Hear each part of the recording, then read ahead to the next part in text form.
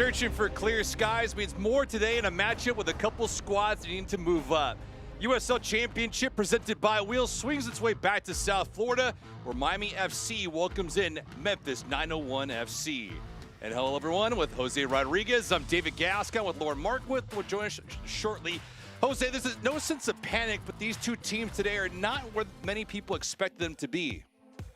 Well, absolutely. It's early in the season, and yes, you have to be patient. But the expectations coming out of the gate is to win games, right? And unfortunately, for both sides, they haven't been able to do that. Obviously, for Miami, playing at home and having this stretch of 6 out of the first 7 games at home, it's going to be very important for them to get on the right track. Cal Murphy doing the damage last week, the lone marker in that 1-1 draw with Pittsburgh. We look at the Eastern Conference standings, top to bottom. Well, Birmingham leading the way, I wouldn't say surprising because they have been a good team recently, so 7 points looking good. For Miami, just trying to get in the playoff picture even though it's early. Those 3 matches, only 2 points, especially tonight at home, it's a must-win for Miami FC. Well, speaking of must-win, if you're going to do that, you have to have this man involved. Flo Below, he has been one of those guys where he needs to get on the mark early and often for the home team. Absolutely. Off to a good start, against Tulsa, scoring that goal, a banger, beautiful, beautiful goal. But, you need more out of Florian Below, especially on the middle of the field in the build-up. That's what he needs to be successful tonight. And on the other side of things, Philip Goodrum, he is all kinds of problems for the opposition. He was dynamite last year. He's looking to recapture some of that glory here. Well, 22 goals. I think that tells you the story of the 2022 season for him. But, it's 2023, so you need to get the count up. And again, another opportunity for a good striker to be successful on the road with Memphis. We'll see if he's able to do that tonight. Both teams searching for their first win this season. We'll see if they can get that done on the other side. And when we return, starting laps and first touch. It's Miami FC, Memphis 901 FC coming up next.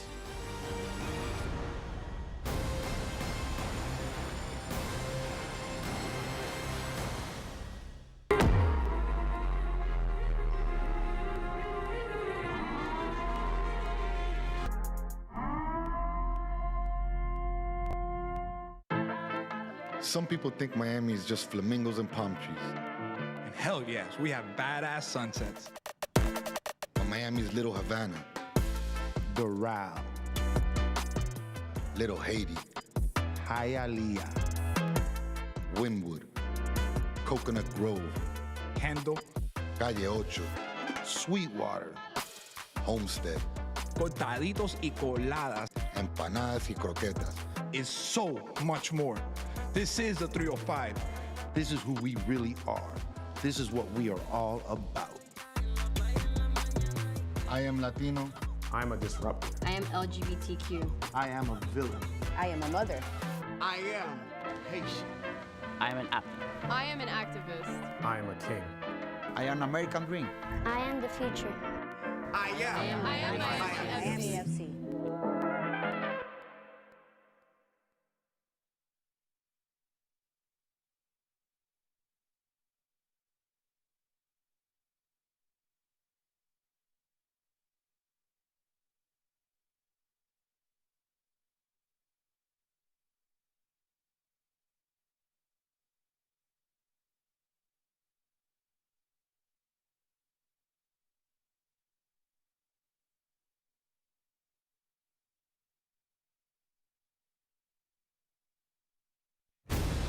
This broadcast is brought to you by Wheels, Tata 2, and FPL. Learn how FPL is investing in Florida's future at fpl.com/value.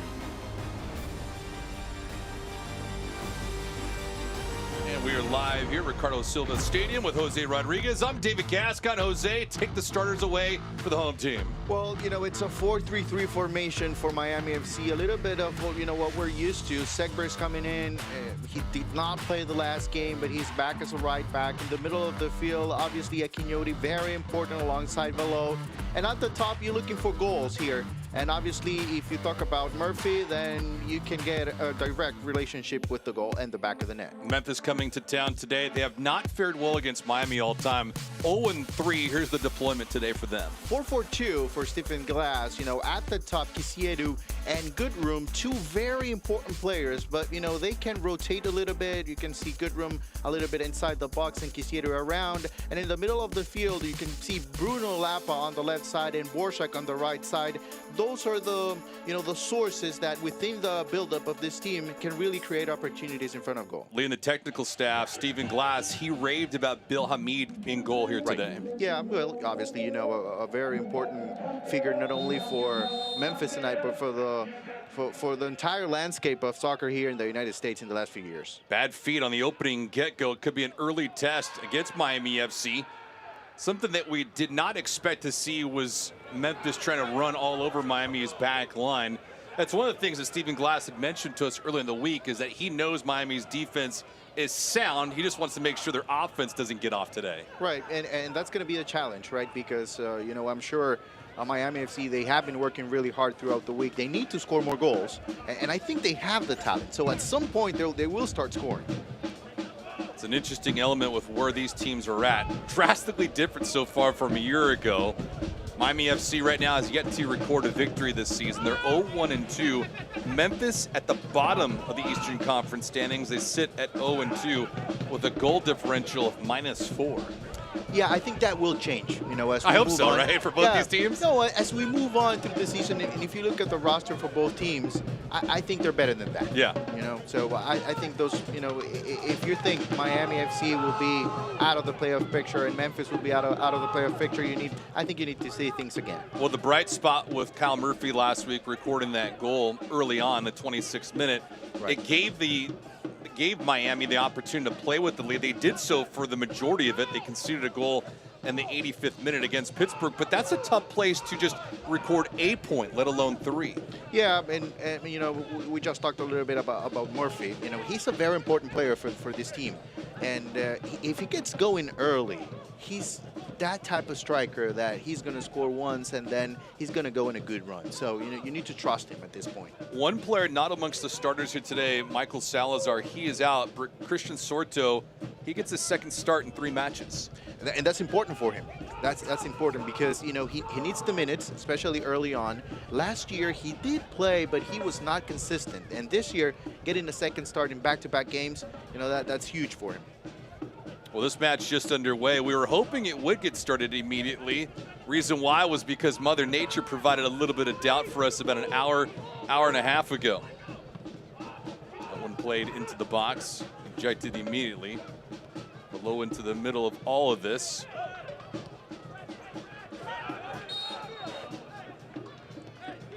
And, you know, Jose, with an environment like this, with it raining earlier, you know the conditions quite well here at Ricardo Silva Stadium.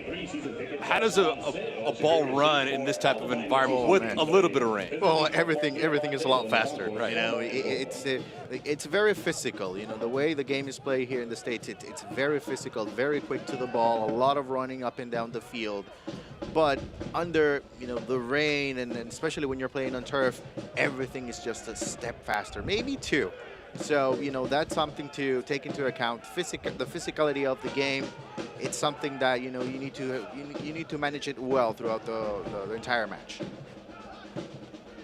Well, both these coaches heading into this contest were enthusiastic about their clubs. I mean, Anthony Pulis had mentioned to us he's not frustrated at all. He has that expectation for his club to do a little bit more, and those results should come. Well, you know, he's that type of coach. He's that type of coach. Anthony Pulis is a coach that gives you confidence. He's very calm and understands the situation that his team is in right now. Ooh, contact here inside the 18, and now a body slam there. Castillo mixed up in it. Chapman Page as well. Tell you what, this match is only a couple minutes old, but it is awfully hot. Good drum on this side, and now both will get a lecture today from the lead official. Elvis Osmanovic will be doing the lecturing right now. Let me tell you, from knowing Chapman Page for quite a few years now, he's not going to take it. Not from anybody either. Yeah, he's not that type of player.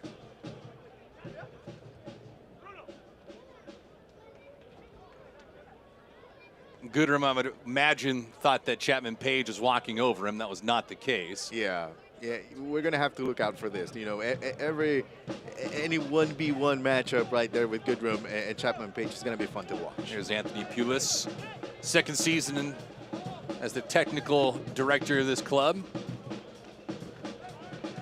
Anthony mentioned a couple of things with today's matchup that I thought was rather interesting. One in particular was how to get his offense, if you will, unlocked. And he mentioned the need to change the look and the shape up front. What does that tell you? Well, you know, first off, you know, it's good news because that tells you that he worked during preseason on several options, and he's not set on one, which is something good because last year, you know, there was the one system that he stayed true to, and maybe at times it didn't work. So this year, bringing new players in, they don't have a roster as deep as last year, but it's good to have different shapes at the top. If you look at players like Rivas and even Murphy and Sorto, they have that versatility that they can move around in several positions. Ward, bad pass that was turned over to Miami. Soft touch, and unfortunate enough for the home team, they couldn't keep it in bounds.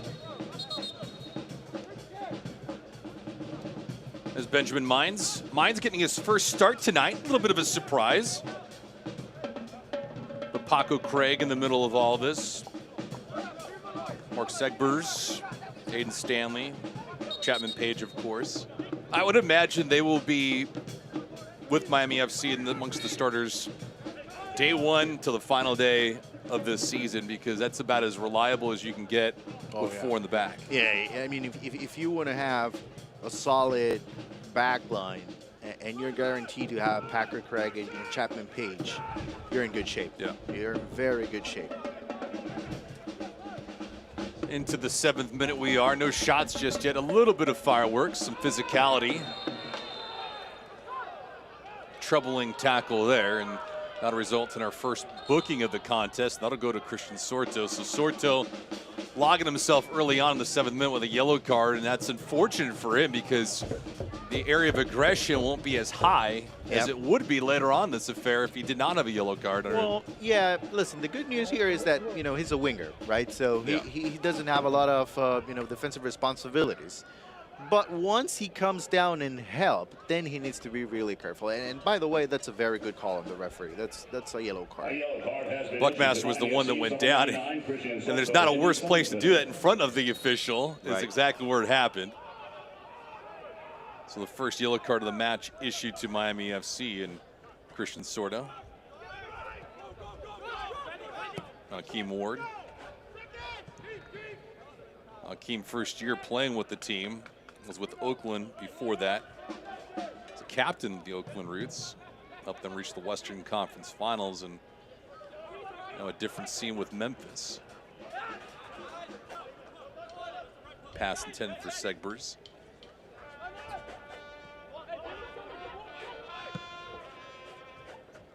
Miami FC coming off a 1-1 draw against Pittsburgh. Kyle Murphy had scored early. Pittsburgh was able to retaliate late in the 85th minute, taking away a couple points. So that match ended in a 1-1 draw. Important, though, this is something we had discussed prior to coming on air tonight, Jose, was the ability to stack wins and stack points if you're Miami FC when you're playing at home to open up the campaign. Yeah, and, you know, playing at home, it's something that, you know, Miami FC, they have been struggling with that even in 2022. Yeah. They had trouble winning games here at FIU Stadium, and they want to get away from that, you know, and I think, you know, in the start of the 23 campaign, they have that opportunity, and, you know, we'll see if they're able to get the first 3 points here tonight. Ward fought off by Segbers. It's a good play by Segbers to pinch up into it. Chapman Page will peel this back to Paco Craig, and on the retreat, Zendejas. Zendejas gave that one away. Fortunate enough, he had some reinforcements to come and collect. Segbers. Zendejas looking for his first win of the season. Save percentage right around 73%. Unfortunate thing for Adrian, though, is he needs some goal support.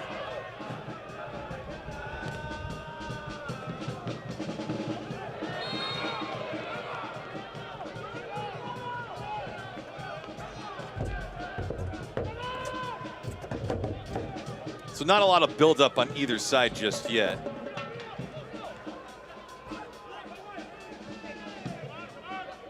Yeah, I think as of right now, it's Memphis dictating the tempo, and that's something that you don't want to see for Miami FC, especially when you're playing at home.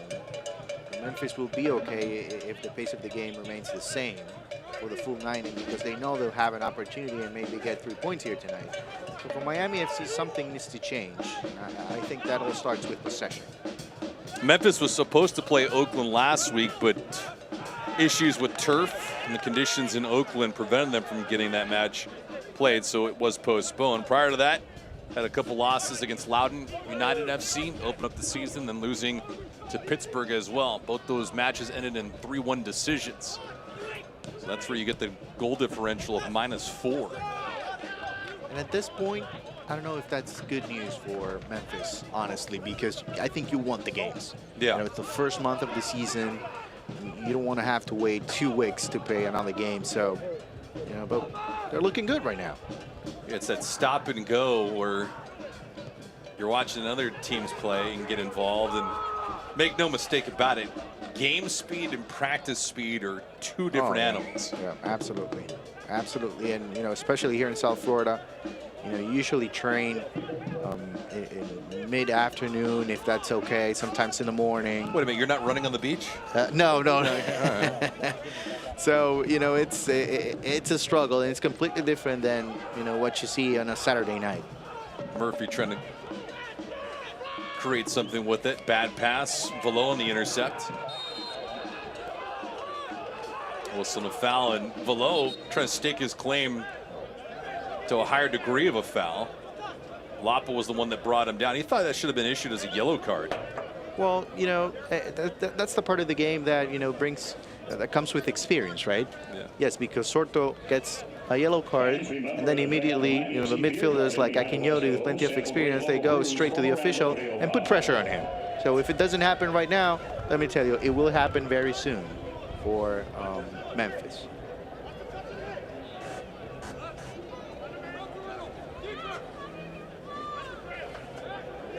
See what kind of deployment here is given by Miami FC. Got 3 on the right side, 3 on the left. As Craig moves over there. See if Rivas takes this or Velo. Looks to be Rivas, and it is. Bends this one into the box, and Hamid can't get to it. On the board, Miami FC, 1-0 the home team.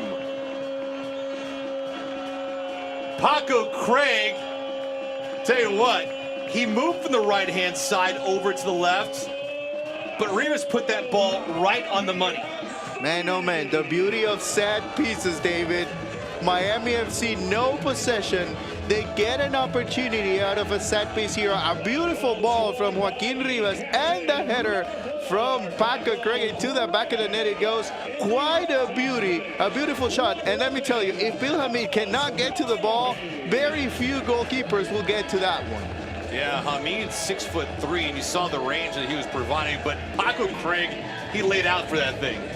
Yeah, it's just a beautiful finish from a center back. But you know, Paco is a center back because of his position, but he can play all over the field. He has that type of quality. So, you know, good start here for Miami FC because of the goal, not because of the build-up and possession and all the stats that if you probably go and watch right now, you're going to say, well, they're not having a good start. But they did score, so they have. That Miami FC goal powered by wheels, and it will go to Paco Craig, his first of the season. Rivas on the assist, happens in the 13th minute. And this kind of goes to what exactly Miami FC has done in their last 3 matches. They've scored an early goal. Now it's about not necessarily holding on, but doubling it up. Right, yeah. You know, they have to gain control of the match. Yes, they did score a goal, but they have to be better in possession. And if they're able to do that, I think this can be a very good night for them, and a night that not only gets them 3 points, but can really turn the season around. And for Miami, with where they're at right now, it's awfully early in the season, so when you look at how things are broken down, yeah, they only have scored a couple goals so far this season, but don't have to worry about standings just yet. Segbers could maintain possession. It's a nice play on the left wing by Ward. But when you start worrying about other teams, whether they're in front of you or behind you, then that's when you get into some trouble. Buckmaster wanted it back, and he got it. And by the way, Memphis conceding early once again. That's been a problem for them, and something that they obviously talked about before the match.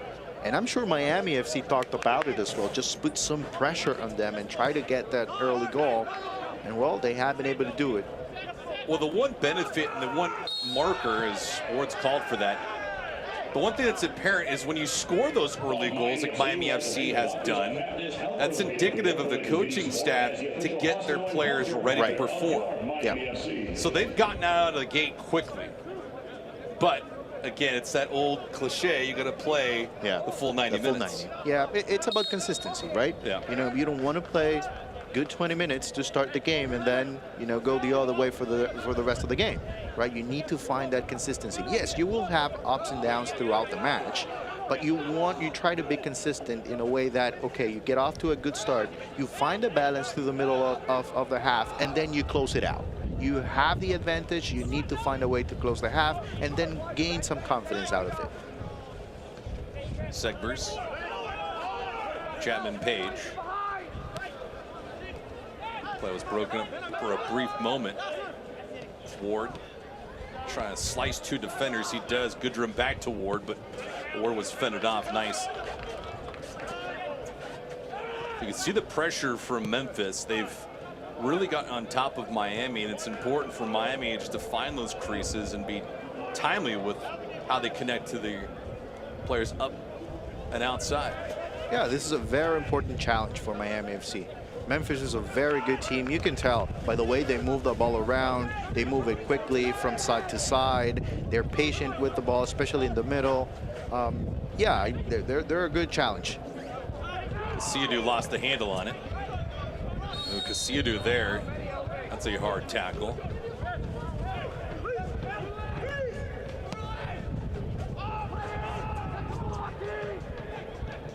Sorto trying to get to it. Buckmaster, a whiff. Here's Stanley out wide. The double team coming immediately to Stanley, and that'll be a throw-in for Miami FC. Temperatures right now at 78 degrees. You can hear the wind pushing out at 12 miles per hour. The temperature's not bad, but the humidity is right around 81%. So, not that comfortable.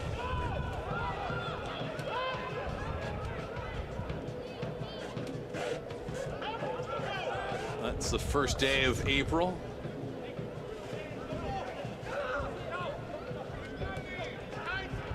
As we push our way towards the summer, it'll get even hotter than this, along with the humidity. Miami right now trying to make it more discomfort for Memphis. Murphy on the header. Plenty of contact as he goes down. Carson Van Steeg, tell you what, he got a lot of Murphy, and Murphy's hot himself. Yeah, it looks like, you know, it will be a corner kick, but you're absolutely right. There was some contact there inside the box. This corner kick presented by FPL.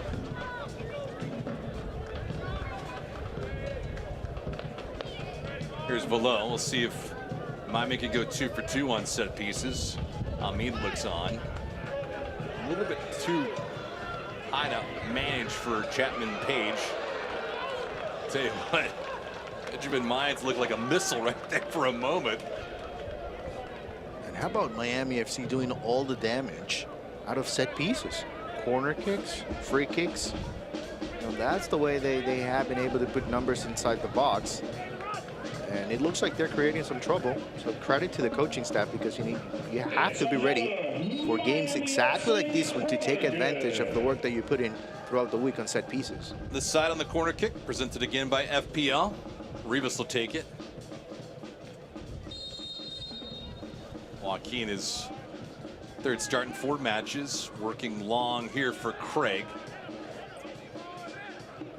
Craig didn't have great positioning there. Well, it's pretty body con. Wow, and Craig is called for the foul. Yep, very well. Well, we got a brief moment. Take a look at our injury report brought to you by Baptist Health.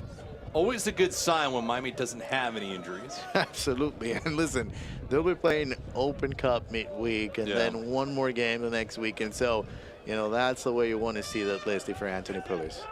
U.S. Open Cup just getting underway about a week ago as Chapman Page goes down.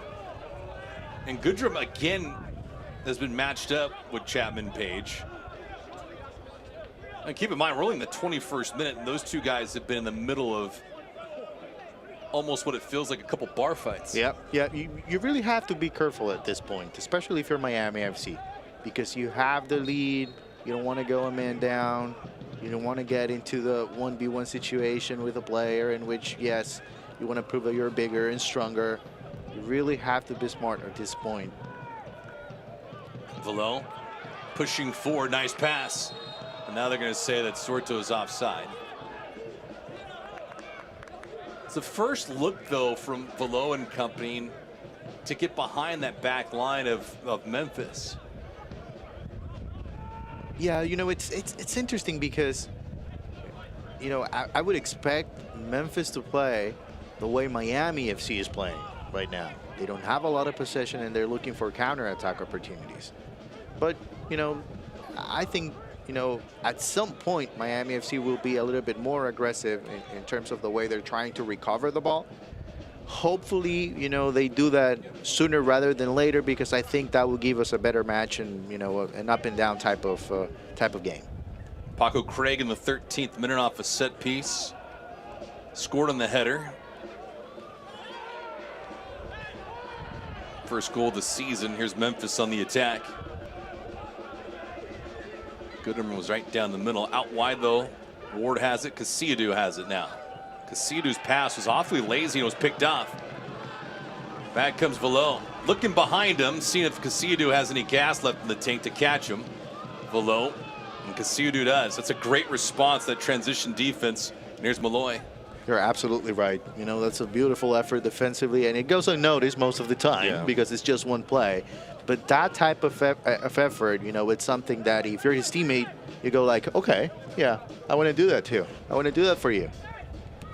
But there was a reason that Velo was looking back, and Casillo was the main reason. Here's Murphy.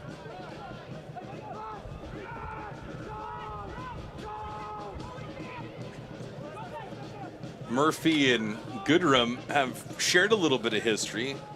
Murphy a couple years ago with Memphis lit up the skies. He scored 21 goals a couple years ago.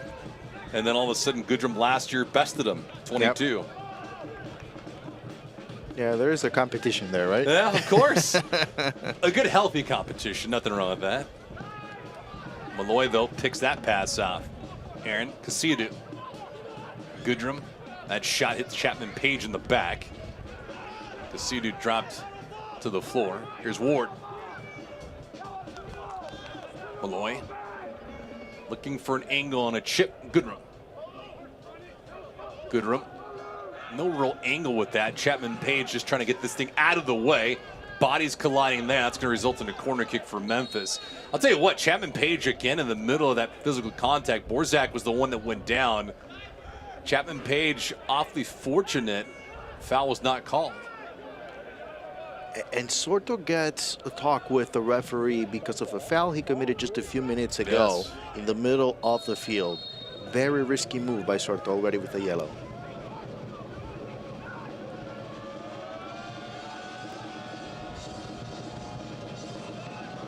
Six in the box for Memphis. This corner rather long. Craig ejects it out.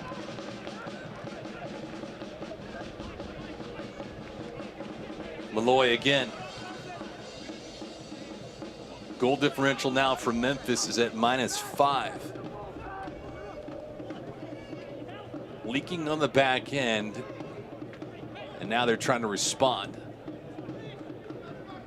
Zendejas is yet to be tested in net tonight for Memphis, which is a good sign for Memphis FC. Another corner here for Memphis. You know, as much as Memphis as much as they have been able to enjoy possession, it's a very frustrating type of possession because they can't get inside the box.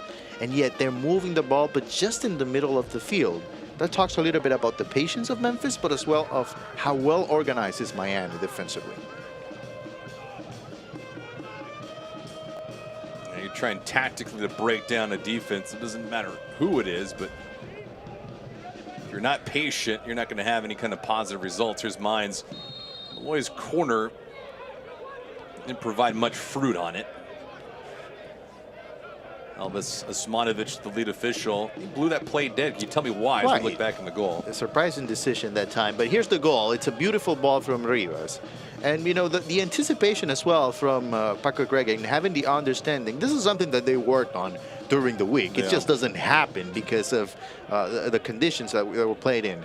It's a beautiful ball, great setup, and Paco knows exactly what he wants to do inside the box at that time. It's a great shot by our guys, too, field level. You don't get many views better than that. Yeah, beautiful shot. Great look. Great shot of the shot. Yep. Craig's first of the year. Rivas with the assist. And it's 1-0. Goal occurring in the 13th minute. Stanley looking for Murphy. That one just a little bit too out in front for Murphy.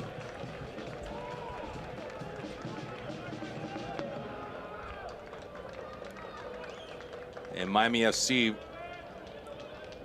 trying to flip the pitch a little bit and turn the clock on this possession, which has been dominated by Memphis, excuse me, for the majority of this first half. But you could have all the stats in the world: shots, possession time, corners. But if you're not leading, that doesn't mean too much. They just need goals. Yeah. That's exactly what Anthony Pulis had talked about this week. He acknowledged the fact that it is a results-oriented league, no moral victories, and they need to get the job done. He didn't sugarcoat anything.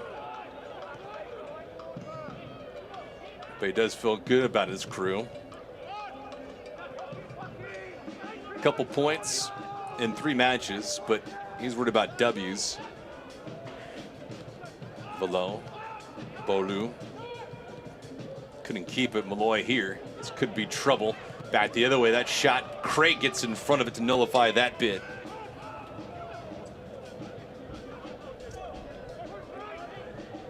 As good as he can be on the defensive end, Paco Craig doesn't get a lot of praise unless contact comes his way. Mines. Was it back to Sorta?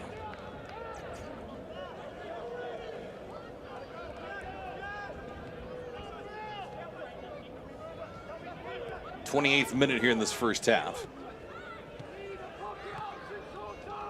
Ooh. Bad pass here. Rivas on the break, but he's going to be ruled offside, but he's a little confused by that. Well, yes, because it comes off a Memphis player.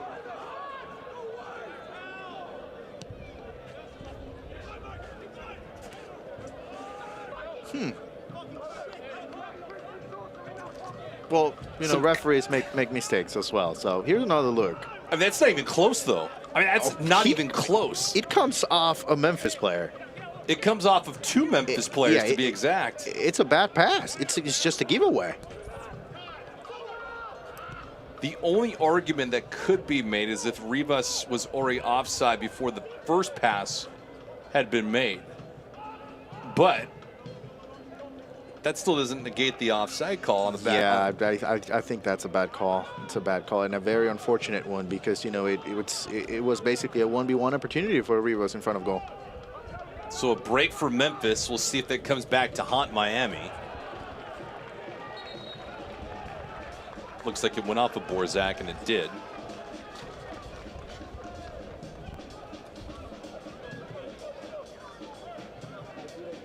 Jose, take me through this, and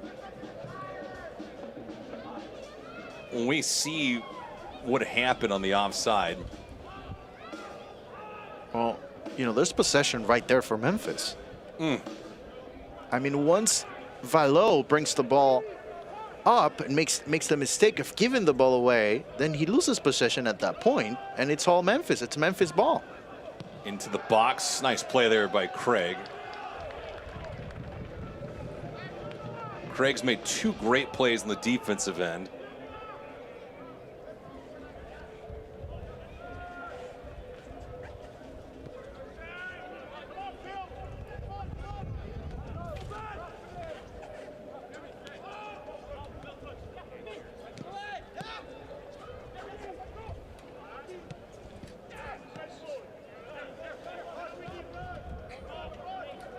Thirty-first minute here.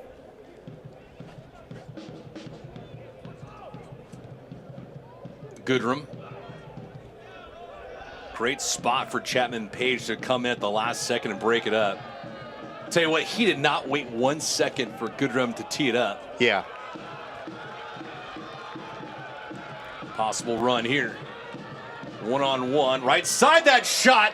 Hamid, tell you what, he was looking at his defense, but Benjamin Mines in the right wing was wide open. You're absolutely right. And it was a beautiful run from Mines. Right into space.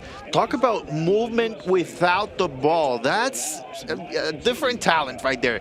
Here's a good look. Unfortunately, Murphy, you know, like a typical goal scorer, thinks about taking the shot on goal.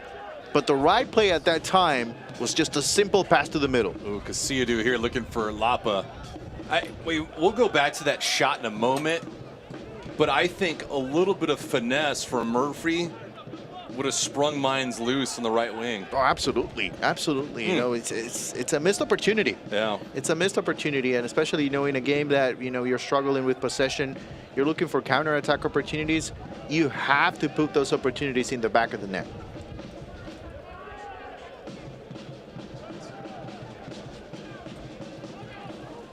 .32 minute. So a couple opportunities negated, one by an offside call, perhaps a poor ruling by an official. Another chance on a shot that missed. Rivas couldn't settle it down. Here's Ward. You know, I think that's a play that, you know, as time goes on, Murphy will get to know Mines a little bit more and understand, okay, I know you're going to make that run. Right now, it's a little bit early in the season, and maybe that understanding is just not there. Well, the one thing that has shown itself in the first 32+ minutes is that there are open creases of Memphis's back line that Miami has exposed. Yeah. Yeah, I think, you know, that could be part of the strategy coming in for tonight, right? You know, just give them the ball. Have them, you know, enjoy possession. We're going to stay put defensively. We're going to be well organized. And we know if they have possession, once we go and we play a little bit faster moving the ball, then we'll have a lot of room to work with. Pinballed around. Chapman Page, Goodrum. What else is new? Sorto trying to use that extra gear. And Hamid, and that thing airborne. Wow, no foul. Oh, a delay call, in fact. Tell you what, Rivas went down, but it took a while for Elvis Osmanovic to blow the whistle on that play.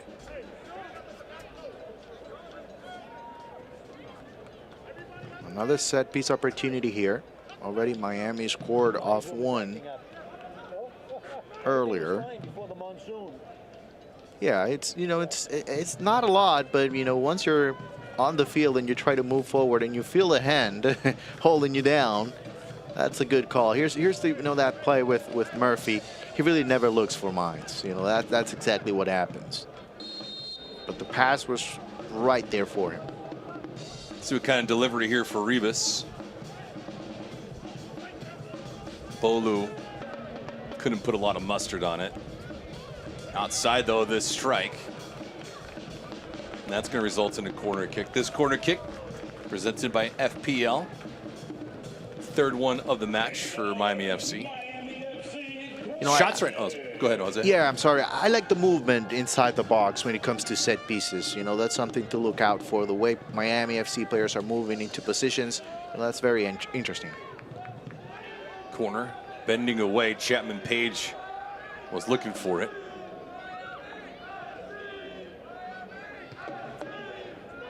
Goodrum near the goal line, a heads-up play to keep that ball away. Borzak fighting with it with Segbers. Yeah, back to your point, Jose, the way that they have approached things, Miami FC has on set pieces, has been anything but vanilla. Yeah. And there's a lot of flavor, and they've been moving people around, especially the defense. Yeah, I think, you know, they're being a little bit more aggressive. I think they're trying to get back into, okay, if we don't have possession, how can we score? So what do? We work hard on set pieces, because that's something that we can take advantage of. Because, you know, you have Murphy, you have Chapman Page, you have Paco Craig who scored tonight. You know, those are players that, yes, they cannot score out of the build-up most of the time, all three of them. But if you look at set pieces, yes, there is an opportunity for them. Here's Ward. Ward will peel it back. Vom Steeg. Carson Vom Steeg, a product of Santa Barbara, California. Central Coast, California to be exact. He played for the UC Santa Barbara Gauchos. Lapa. Out wide. That shot by Kelly. Hit a wall.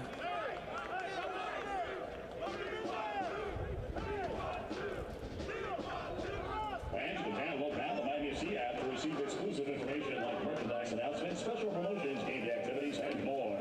Download the Miami FC app today.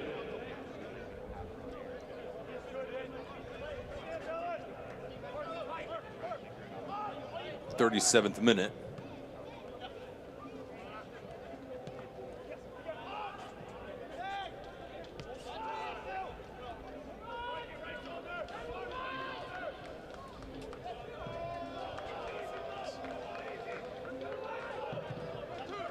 Loy, Vom Steeg. Ward.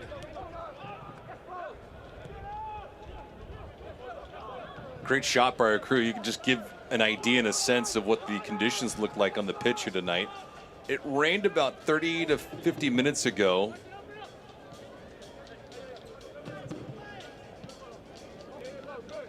So as you can imagine, the rain will come and it will go. Vom Steeg.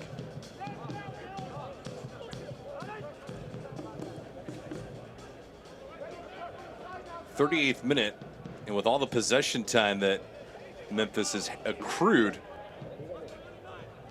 one would figure there'd be a payoff, but Miami FC has been extremely stingy defensively. Oh, listen, if we look at the possession numbers by the end of the half, I'm sure it will be, if not 60%, even more than that. It will be at the end of the first half. And yet, you know, Miami FC is winning the game. So possession, you know, it's good and all, but, you know, just can't win games by having a higher percentage of possession. Borzak. He gave it up.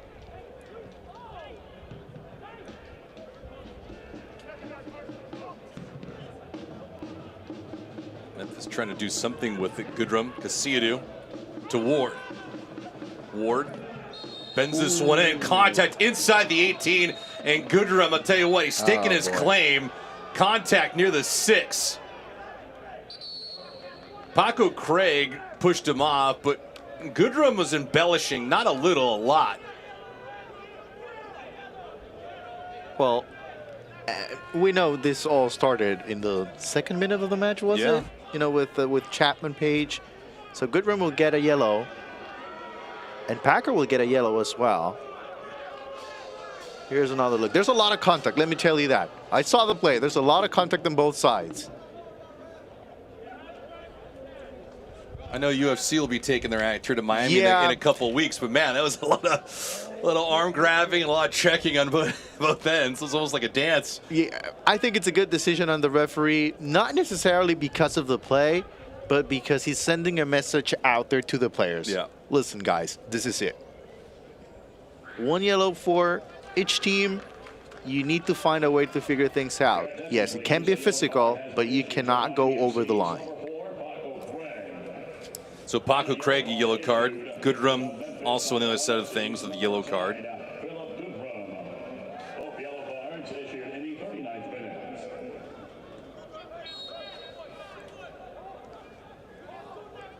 good news for Miami FC is you can trust Paco to play with a yellow card. You know, he has done it a lot during his career, so he knows how to be careful. He's a pro. Yeah, and for Goodrum, yeah, he needs to be careful because he's a little bit younger. But it is apparent, though, for Goodrum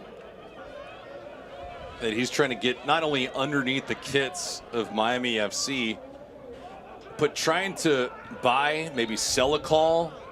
Below there with a foul. And this could be just an early onset of frustration. I mean, keep in mind, you're talking about a striker that scored 22 times last year. Yeah. He hasn't tallied a point yet. And anything to get yourself onto the board will get that confidence brewing. And maybe that's just a wavering of it right now. Well, and Miami FC is working really hard to stop him. Yeah. If you really look at his touches, you know, he barely has enough time to turn around because the Miami defender is right behind him.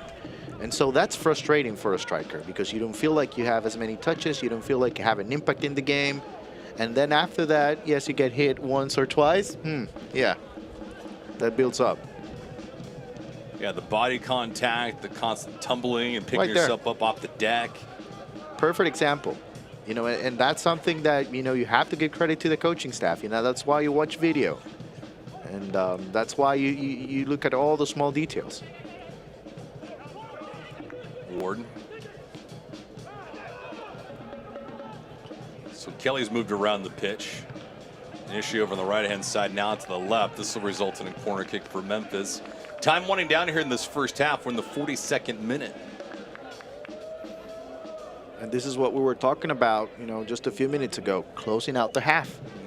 Do not concede a goal late. You have the momentum. Just go that way to the locker room. Here's Beloy. Borzak tried to be cute with that. I don't think he anticipated being left alone for a moment. Malloy again working out wide. There's more contact there as Graham Smith tried elevating.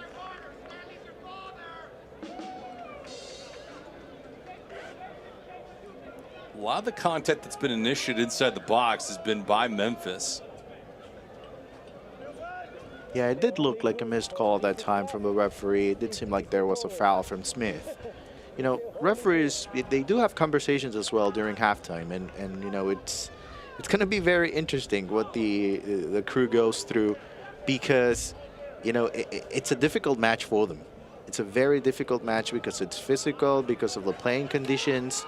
You know, it's 1-0. It's Memphis with the ball, with possession, with frustration as well. It's not an easy game right now. Casiadu. Lapa. He has some space. Quickly closed, though, immediately. Transition defense was real good by Valoa here. The chip, Murphy can't get to it.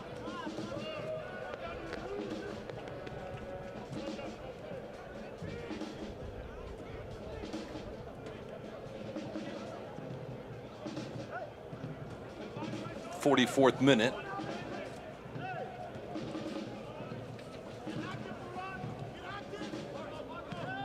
Make sure you stay with us at the break. We'll have some stats, some highlights, some news around USL Championship, and much, much more. Our teammate, Ricky Lopez-Espin, he's on assignment right now, but he's tuning in. He's been covering everything up and down the state.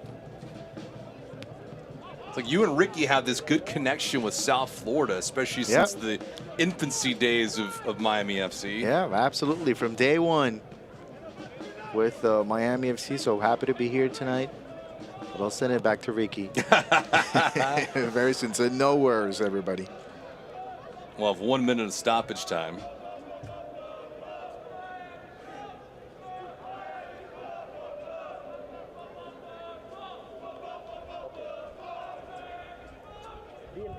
And one thing for Memphis so far, with all the possession time that they have accrued, it's at 66%. Shots in this contest, though, 6-4 in favor of Miami. And the majority of those shots from Miami have been because of set pieces.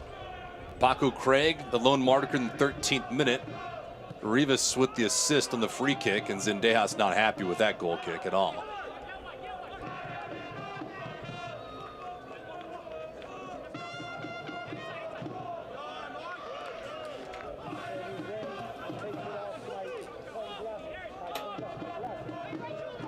felt like early on, at least Memphis was putting their staple of pressure on Miami FC. Goodrum couldn't settle it down, and then things started to unwind a bit. Memphis found a crease, scored a goal, and now Memphis trying to at least get themselves even before the end of this first half. So 1 minute of stoppage time. It's been a free-flowing half outside of a couple physical events. Lapa here looking for Ward. Chapman Page trying to close the distance, and he does. And that'll be a goal kick. Chapman Page with a couple choice words too. Little chirp, Jose. He's involved in the game. He's all in, and that's the way he plays. So, you know, that's you come to expect that from Chapman Page. That's why you want him on your side all the time. Of course, it always helps when you're 6'1" and Ward's 5'7", so it's all good.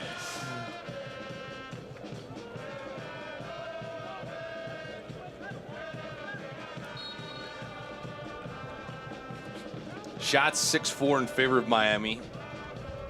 Possession is heavily tilted towards Memphis, though, 66%.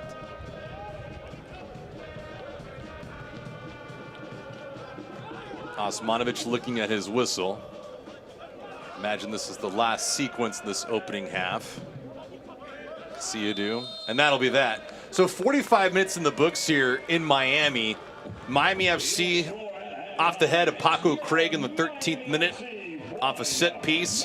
Happy and thrilled for that result, but all in all, Jose, if you are looking at this from a Memphis standpoint, you have a combination lock in front of you and you don't know what the right code is. Yeah, you know, it's a frustrating half for Memphis because you had the ball for so long and yet you haven't been able to do any damage. And for Miami FC, it's just about finding ways to win, and they're doing it right now. Yeah, Paco Craig, his first goal of the season, happened in the 13th minute, end of 45 minutes of play here at Ricardo Silva Stadium. Miami FC on the board. They lead at the break. 1-0 is a score.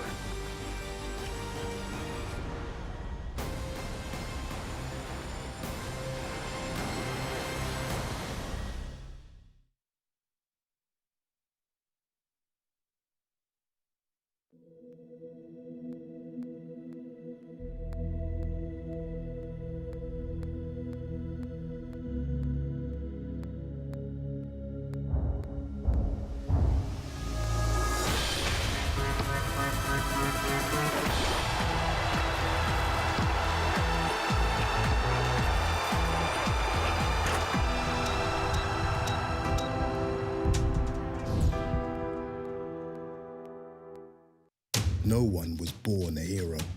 It's an everyday journey. There are no shortcuts, no days off, no perfect scenarios. Things won't always go the way you expect.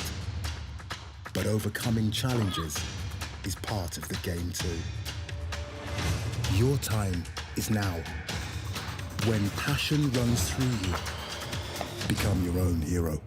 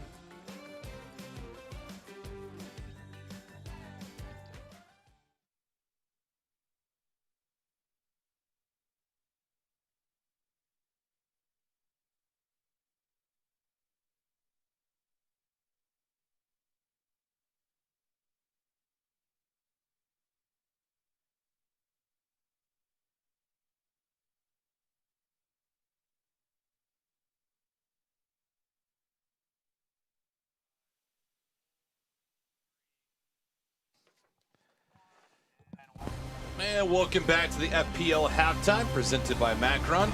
Learn more at FPL and how they are investing in Florida's future at FPL.com/value. With Jose Rodriguez, I'm David Gascon. Jose, match right now, 1-0 for Miami FC. Now we look at what is on tap for them in the coming days. Oh my. The Rowdies. Yes. Yes, the route is, always a good matchup. Then Detroit and Las Vegas at home. A lot of home matches early on in the season for Miami FC, so they have to take advantage of that.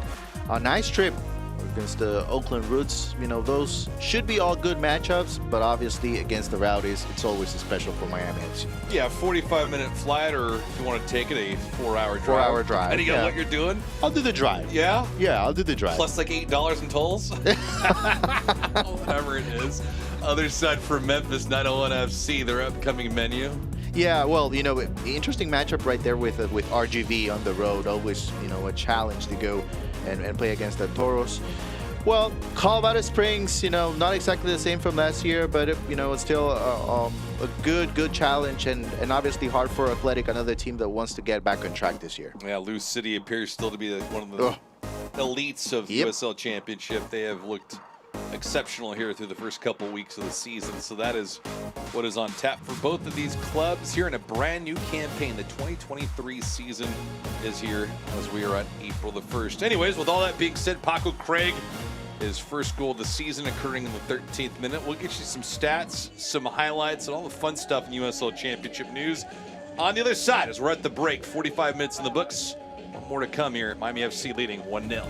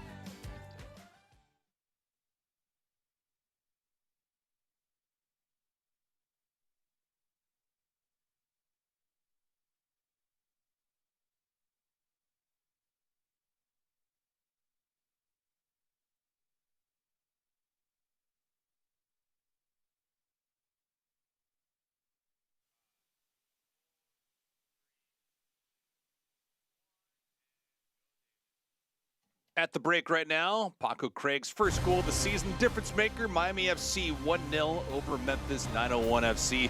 More to come on the other side.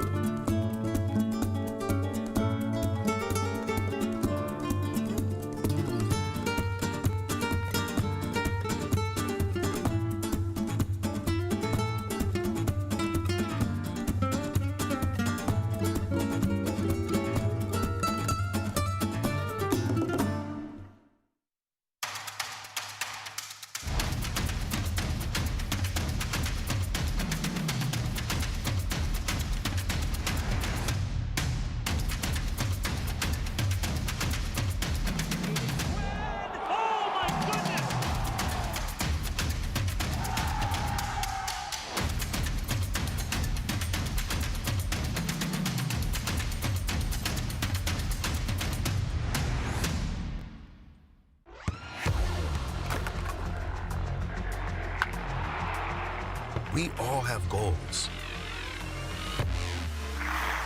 But let's be honest. Most of us aren't going to be professional athletes. But if your goal is to finish your degree, we can help. come to a university that puts your goals first. Bellevue University, your partner in finishing goals.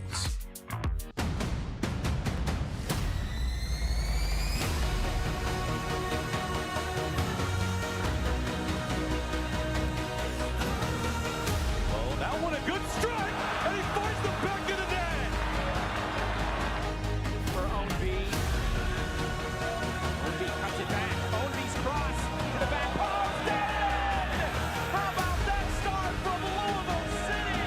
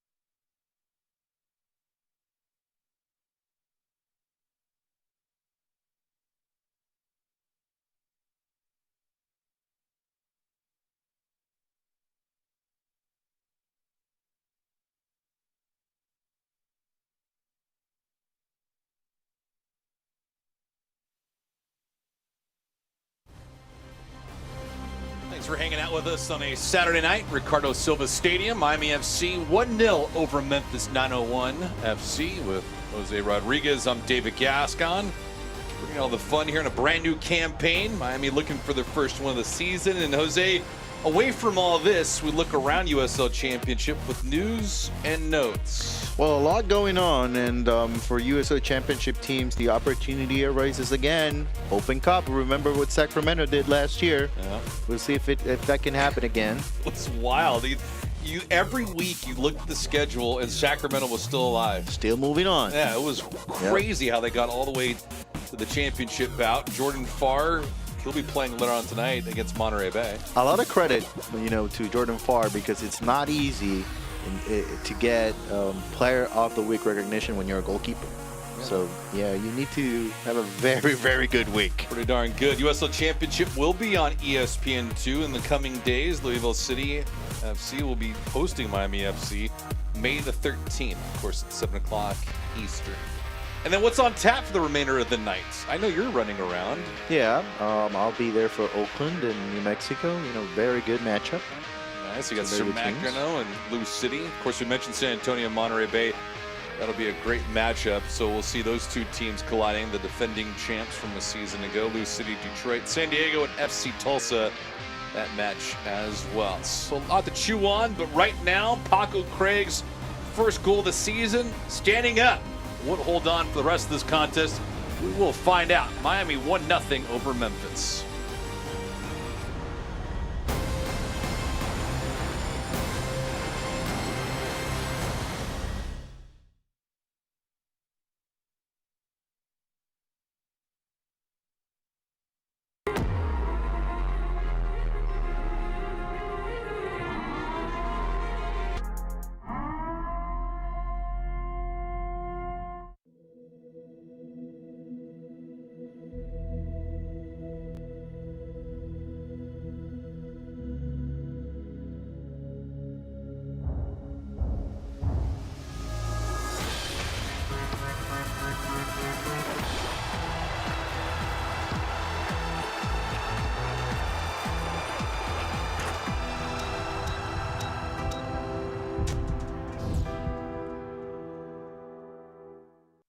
No one was born a hero. It's an everyday journey. There are no shortcuts, no days off, no perfect scenarios. Things won't always go the way you expect. But overcoming challenges is part of the game too. Your time is now. When passion runs through you, become your own hero.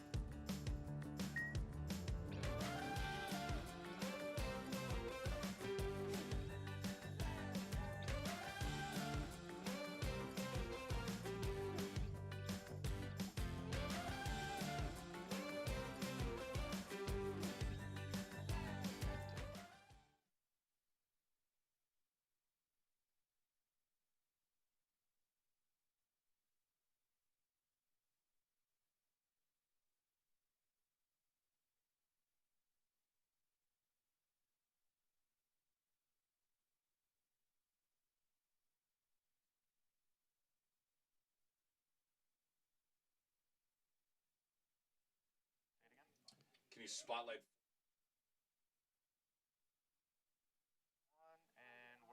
Second half is about to commence. Miami leading Memphis by a score of 1-0. Paco Craig's first goal of the season in the 13th minute, the difference maker right now.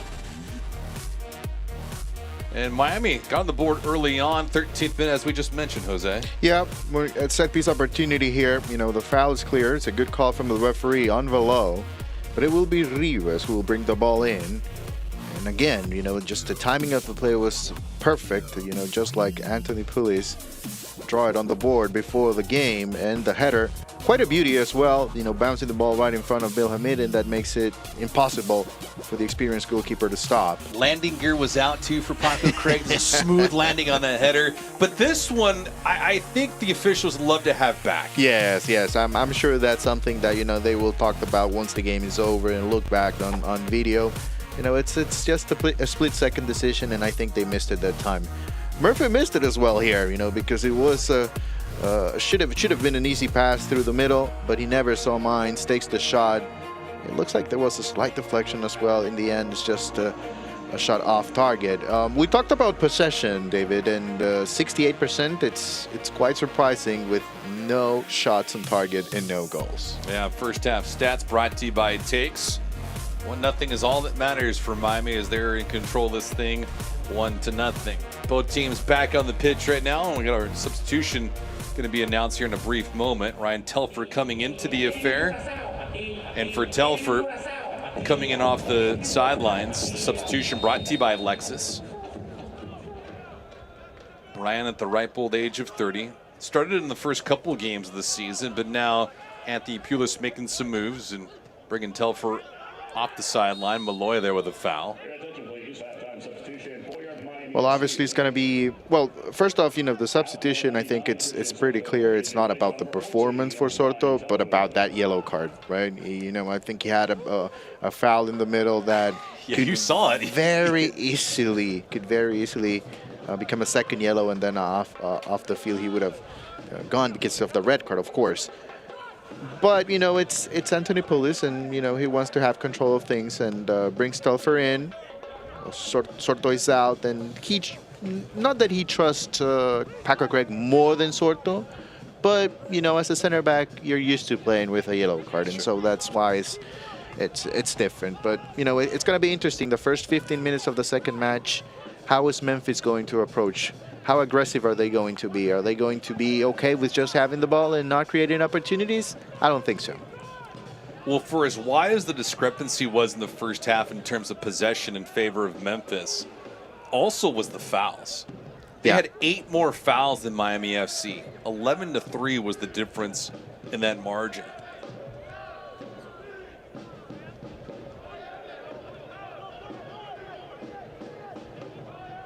There was simultaneous yellow cards provided to Paco Craig, Philip Goodrum with contact inside the box. Those two were jostling for some positioning. Borzak. Ooh, he got slew-footed right there by Telfer. Goodness. We're talking about yellow cards, and here comes Telfer. Wow.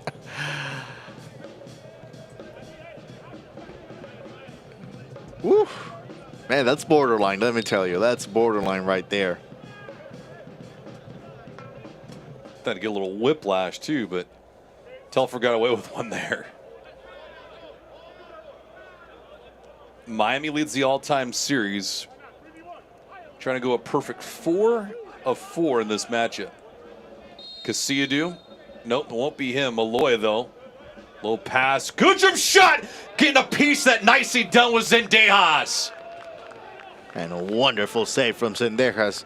A lot of quality right there from the goalkeeper early in the second half. Set piece opportunity. This is the only way Goodrum has been able to get a shot on goal here tonight. Excellent play. But a wonderful save as well from Zendejas. Fingertips from Zendejas. Might have been partially deflected on the way through. Corner kick. Goodrum. Lapa volleys it back. We had 4 players from Miami FC that were around that ball. First stop of the night for Zendejas. First shot on target, in fact. Wow, they're going to call a foul on Rivas here? Well, let me tell you, David, the sense of urgency is there for Memphis. Yeah. I think, you know, one of the things they probably talked about during halftime was, okay, we're way too comfortable with just having the ball. What can we do to step up, get to the next level, and start creating opportunities? Well, let me ask you that then. Like, what can they do? Well, they have to move the ball faster, and they just have to be more aggressive moving without the ball, because they have been very predictable in the way they're moving the ball. They have possession through the middle, but not a lot of movement around the ball. And that changed just by watching them. Just the body language from Memphis right now can tell you the story. You know, they're just stepping up. The urgency is there. Casillo trading places with Buckmaster. Here's Malloy. Malloy using Buckmaster briefly as a screen. Malloy again. Kelly. Conversely, though, if you're Miami and Anthony Pulis, is there anything else you can do? Here's Buckmaster on the approach. Poorly executed. This is going to result in a corner kick, though, for Memphis. I mean, what can you do if you're Miami? Well, if you're Miami FC, what you want to do in the first 5 to 10 minutes, you know they're going to come for it. So try to slow things down a little bit. You need to try to slow the game a little bit, then have some possession. Even if you're not aggressive, just have the ball. Play defense with the ball. Zendejas barking out some orders on this corner kick. Ooh, everyone from Memphis asking for a handball there. Segbers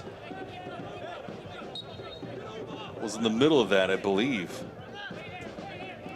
I don't know if you can call that as a handball, to be honest. And yes, if you're Memphis, you want a penalty, but if that happens on the other side of the field, then you're probably saying no way. Right.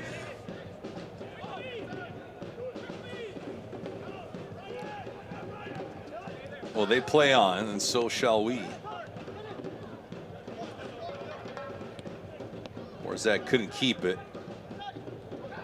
Buckmaster has it now. Oh, they're going to call a foul on Borzak, and he's a little livid about that.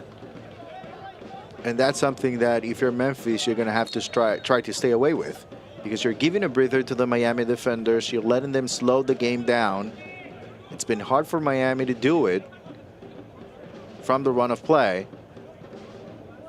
But if you're overly aggressive and you start committing fouls, then Miami will move through the first 5 to 10 minutes. And, you know, you cannot keep that type of energy and, you know, sense of urgency for the full 45 minutes. Right. So you just need to try to survive the first 5 to 10 minutes and then, you know, try to manage the game. And one can only hope, but nearly impossible. It doesn't matter which team you play for.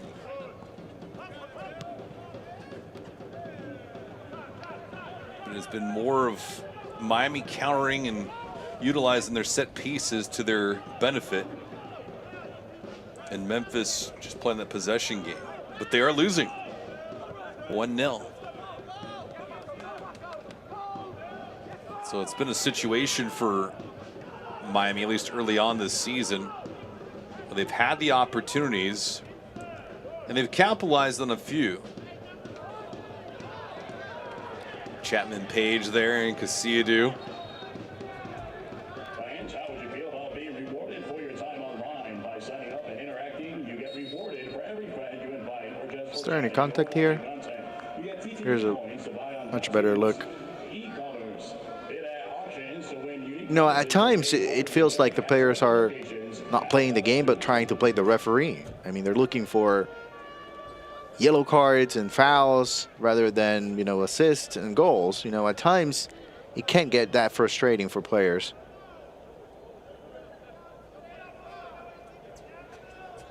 Well, the good news for Miami FC, despite the fact they've yet to record a win this year, is in 3 of their 4 matches that they played now up to this point, they have scored the first goal of the contest. Yeah, that's a very good start. That's a very good start for Miami FC because, you know, they have struggled to score at times under Anthony Pulis. And, you know, if they can figure that out, they know how to play good defense. Yeah. And, you know, that's why last year, you know, nobody wanted to play Miami FC because they can very easily, they can be comfortable with a 1-0 lead. Yeah. They can get comfortable, and they feel good because they know they have the talent and they have the system that can allow them to win 1-0 games. And that's why it's frustrating to face this team.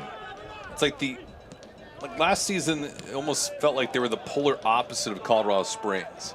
Yeah. Well, Colorado was just a team was a straight track meet team that can play those matches that ended 5-4, 4-3. Where Miami is all about those 1-0, 2-1 difference makers. It's like you get the saying, right? You want to go to Miami, and all of a sudden you have to realize you have to play Miami FC. Yeah. And it goes from all the fun in the South Beach to all of a sudden the business, and it's not too fan friendly. Right, and yeah, that's why, you know, most people that get to watch Miami FC start, you know, thinking about this scenario. What if this team is able to score 2 or 3 goals per game? You know, where would they end up? You know, it's an ideal scenario, but that's the next step for them. Telfer. Ooh, this will result in a corner kick, but a right idea. Let's see if it works to the benefit of Miami. This corner kick powered by FPL.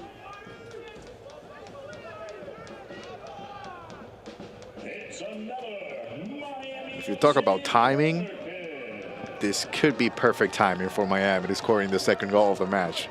Love to put a nail in the coffin. I mean, early second half, talk about, you know, mentally what that would mean for Memphis. We'll see. Rivas on the approach. Right back to him. No, not by design, but second crack at it. That one fended off. Velo. Looping in Hamid. A little dangerous, though, for Hamid as he watched that ball come into him. Bill, though, a veteran, who mentioned at the top of the show, 32 years of age. He was signed only a few days ago. He was signed on March the 20th. Murphy just couldn't get to that in time. And Hamid, moving from MLS to USL Championship, where he played over 200 matches with DC United. He was the youngest ever to record a victory in net in the MLS, 19 years of age. So he has the resume, he's got the accolades, and now a change in venue for him. Yeah, for me, one of the top goalkeepers in the last 10 to 15 years. I mean, solid goalkeeper, good all around. You know, not exactly, you know, the best scenario for him when it comes to the national team because of the competition. Right. Borzak. Borzak trying to maneuver. Craig shielding him off. Nice play, though, by Zendejas to win that ball in possession for Miami FC. Back the other way, and now Goodrum again, John. Goodrum and Telfer mixing it up. Goodrum already on a yellow card. Goodrum acting a lot braver than he is.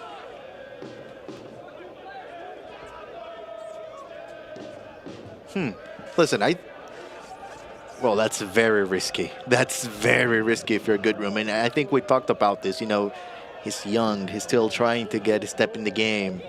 And give him credit for chasing that ball because Telfer is just way too slow to it. And he ends up getting a yellow card. I don't know if that was a yellow card again, you know. We have been questioning the referee. It's not an easy job, but, you know, if Telfer gets a yellow card for that, then Goodrum, how about that, you know, reaction and that, you know, after the play is already over, the foul has been called, that's uncalled for as well. Talk about a short fuse.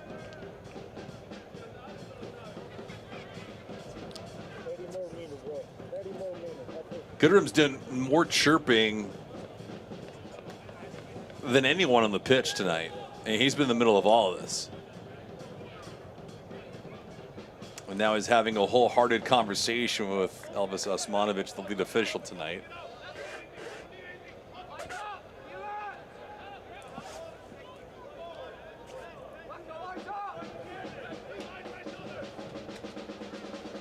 Malloy will take this free kick. Malloy from Dublin, Ireland, moved from USL League One, where he is on this approach here, headed away.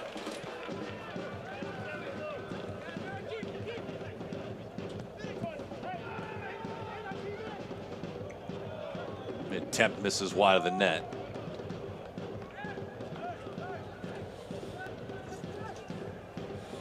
A healthy amount of players, that includes Malloy, that have played in North America, particularly in the United States, the Division I level of college athletics. Malloy played at Penn State, and got a lot of players that have played at the amateur level, if you will.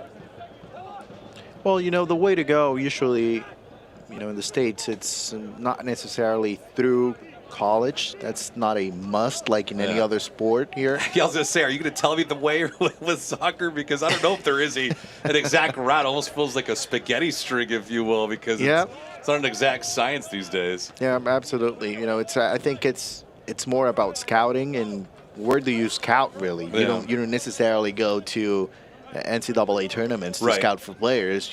Sometimes you just go with trialists, and we've seen it not only, you know, in USL Championship, but at all levels.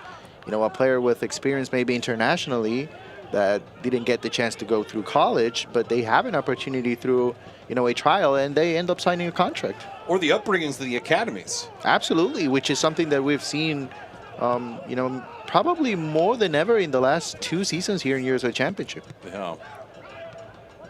Goodrum was the intended target there. Craig to intercept.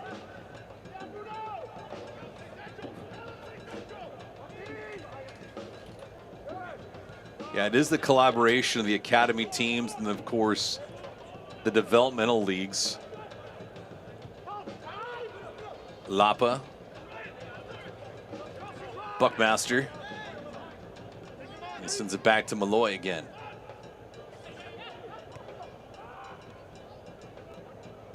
Casiadu is out wide. That one was intended for Goodrum again. Chapman Page in front of that. 61st minute.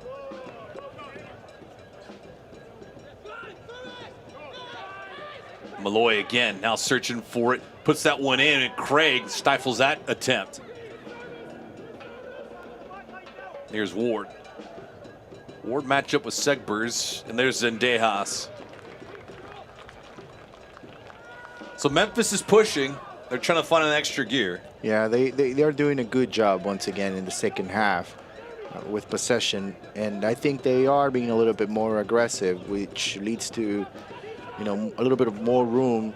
That not an easy save, by the way, because, you know, the ball bounces right in front of the goalkeeper, and that's usually trouble, especially on turf.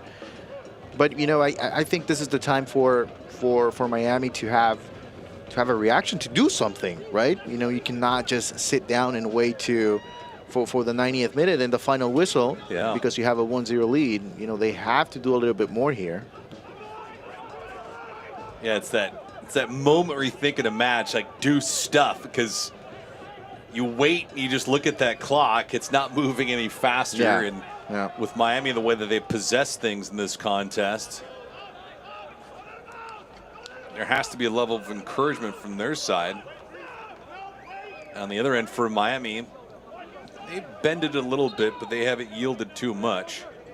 Shots right now are 7-6 in favor of Memphis, but they only had the one on target.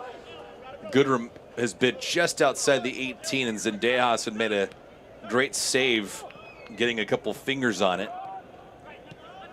Velo getting bodied off was Murphy. Casiadu tried hurtling over Chapman Page, couldn't get it though, as Chapman Page wiped it out. It's a little alert veteran play. Yeah, very good sliding tackle.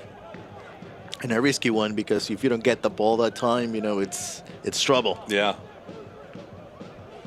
And don't forget, with Chapman Page already has a yellow card, so in a moment like that, you want to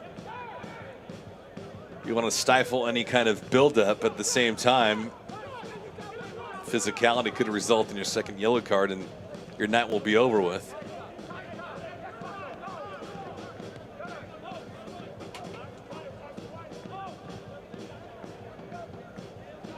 After this match, as we mentioned during the break, Miami FC will take their act.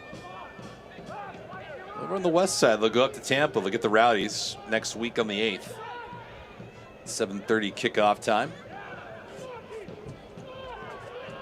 Craig will have to retreat to Zendejas.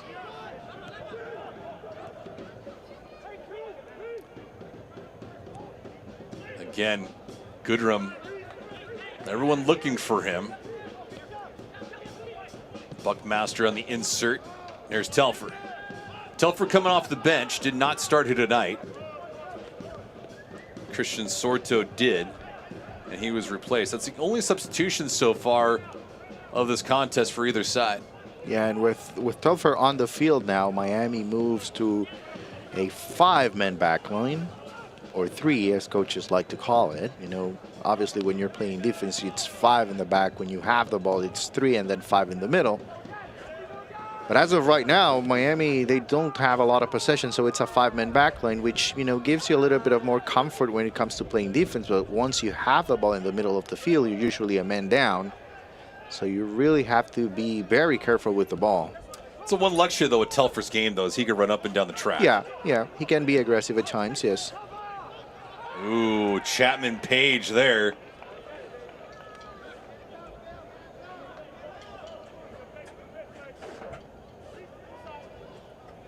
Zendejas will just settle this down, but Chapman Page and Goodrum again mixing it up. It's been borderline for quite a few players. It's been tonight, good, right? though. It's been good. It's been a lot of fun. To be honest, like, Yeah.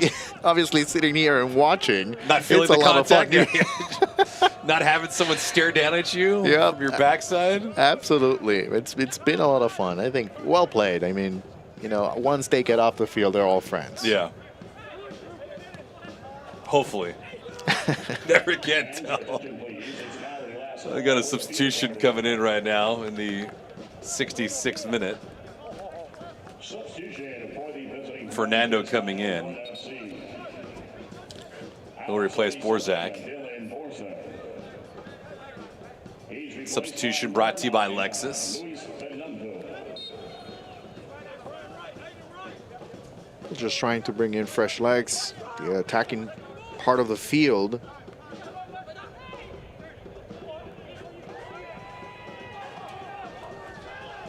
He's in his 2nd season with Memphis. Signed with the club just before the start of last season in the month of February, and started in 22 matches, actually had 4 goals and 5 helpers. So he was productive. And that's what you mentioned, Jose, just trying to get some offensive spark.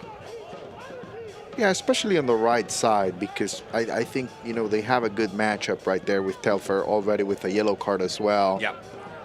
So it's a good idea.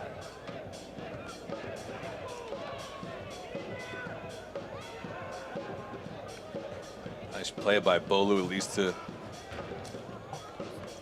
chop things down. Looks like we'll have another substitution here in a moment from Miami.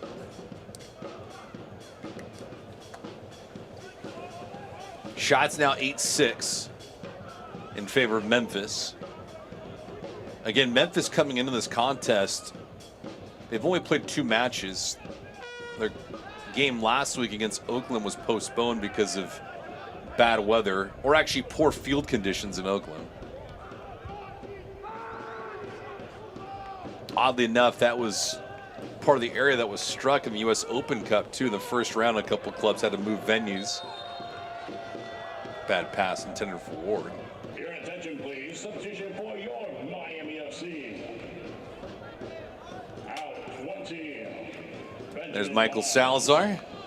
In number 17, Michael Salazar in, Ben Mines out. Substitution brought to you by Lexus. Coming off international duty, right, with Belize.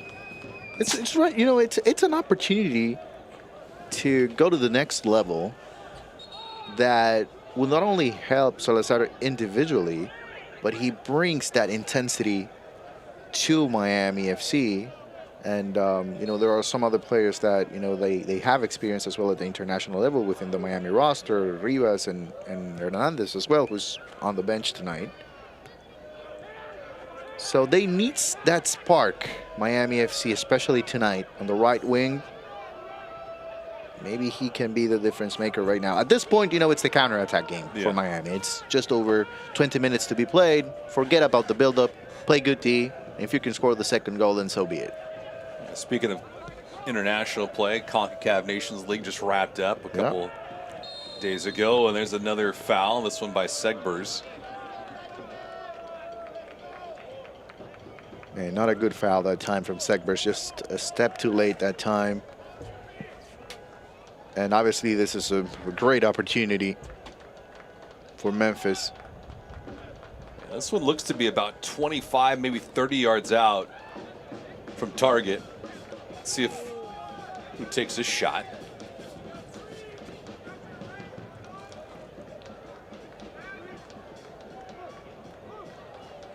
Fernando inside the 18. Obviously got to look out for Goodrum.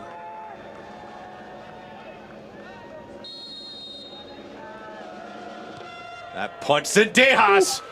Tell you what, I don't think he read that ball well off the foot.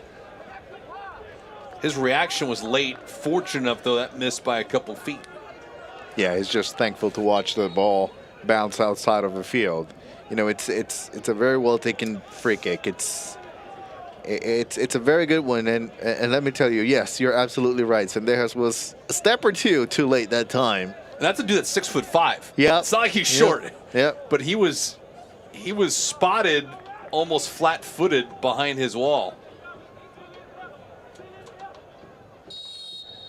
Well, there should be lesson learned for Miami FC, right? No more fouls near the box. All right, easier said than done, though, right? No, but I mean, you have to stay disciplined, right? This is the part of the game where, you know, the level of concentration needs to be at the top. Yeah. Because you have a 1-goal lead. You're playing at home. You have been struggling to win games here. You know, this is the time to turn things around.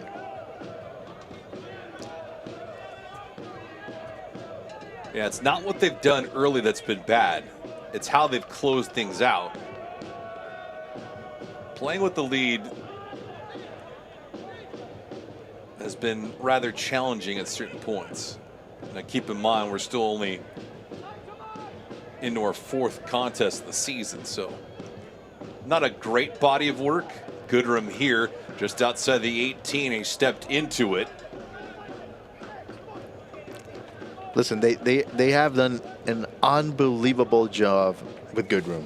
Like, honestly, it's the perfect setup defensively. And let me tell you, this is something that other teams around the league will be watching and will be taking into account. How to stop Memphis?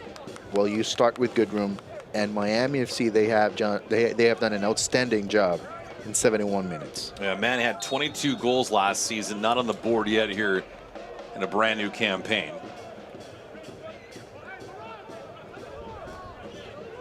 All league first team.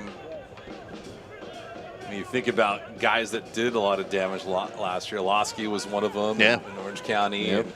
And obviously, Murphy has had his moments, Goodrum as well. And so the productivity is certainly noticeable when it's not around. Right. And then in the same breath, too, you don't want to be so top-heavy where you only rely on one guy and one guy only. Absolutely. Absolutely. But there's an opportunity here. Let's see if it does materialize. Chance here to the build-up. Just missing on that cross. We'll have another look at this again, but Murphy would right down the pipe. Man, another missed opportunity here for Miami. For the first time in the second half, out of the build-up, Salazar that opens up to the right side, and it's a good ball. But unfortunately for Miami FC, the touch is not there. It was just about getting contact, and to the back of the net it goes, because, you know, when you're that close, it's risky even for the center backs to get a touch at that point. So if you really think about it, you know, for Miami, that could have been the moment to seal the deal.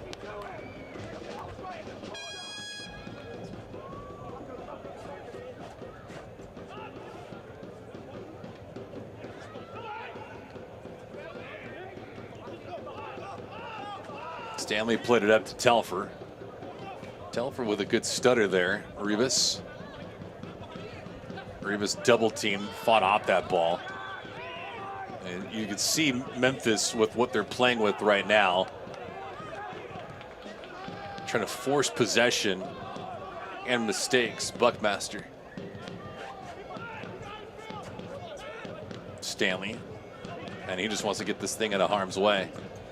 74th minute. Miami FC so far in the year 0-1-2.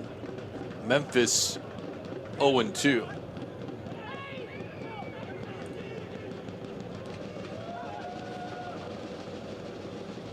Goodrum couldn't keep it in.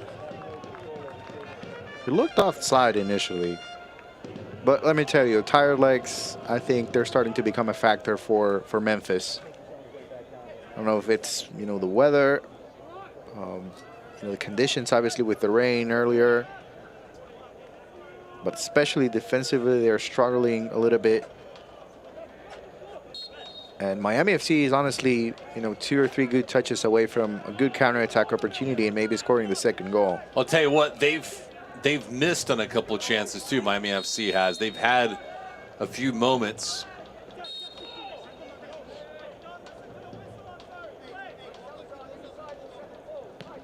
And you got to imagine as the season goes along, teams continue to build up camaraderie and that rapport, that those connections will happen.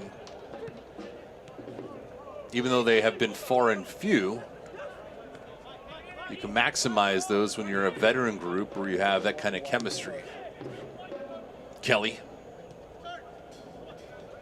Fernando here, who played off that ball by Bolu. Bolu.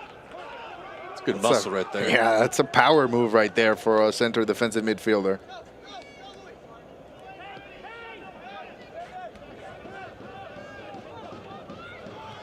Below. It was a little quiet today. Salazar trying to scoot to it. I don't know if this should be a yellow card. Salazar goes down. And I'll tell you what, that looked like something developing, and I'd be surprised here if there's no yellow card that's issued to Vom Steeg, who just walks away. Yep. Well, he doesn't get a touch on the ball.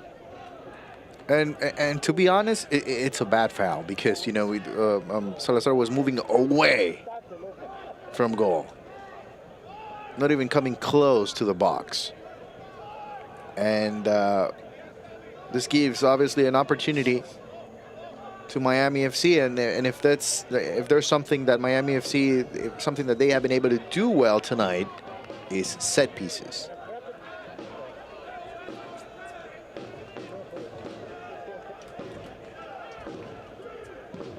They have been exceptional on that end of the pitch tonight.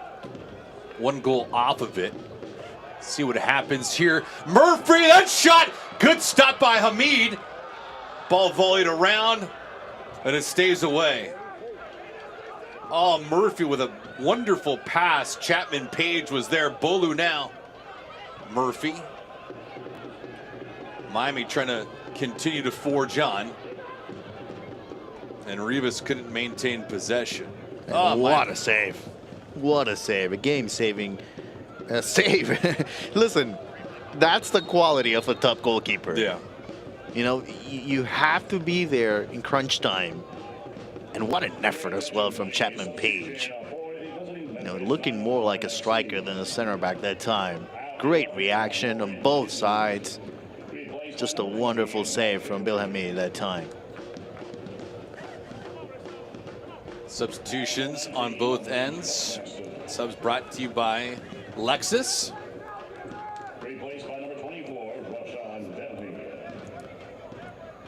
Sebastian Velasquez into the contest. A former Miami FC player. Velasquez. Rashawn Dali also in.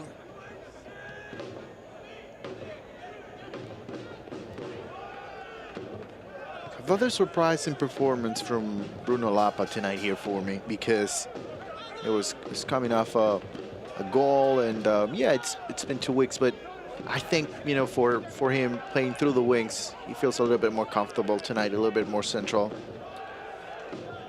Yeah, a new home for him. He was previously with Birmingham for 3 years, but he was recently signed too. He was picked up first day of February.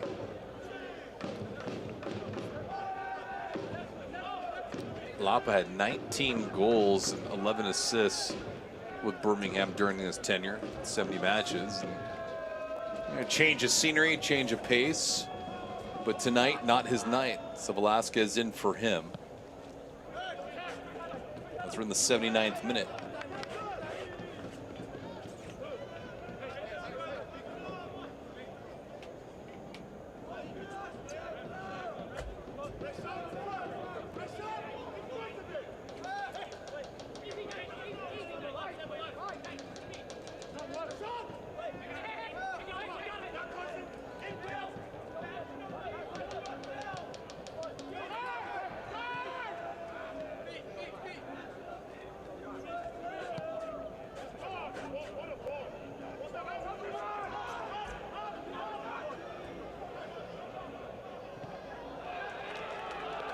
There'll be a corner here.